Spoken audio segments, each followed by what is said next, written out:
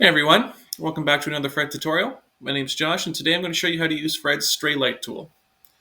So I've already run my advanced ray trace, but all that's happening is that we're running the rays through the observer piece and then they're coming out the observation end onto a detector surface.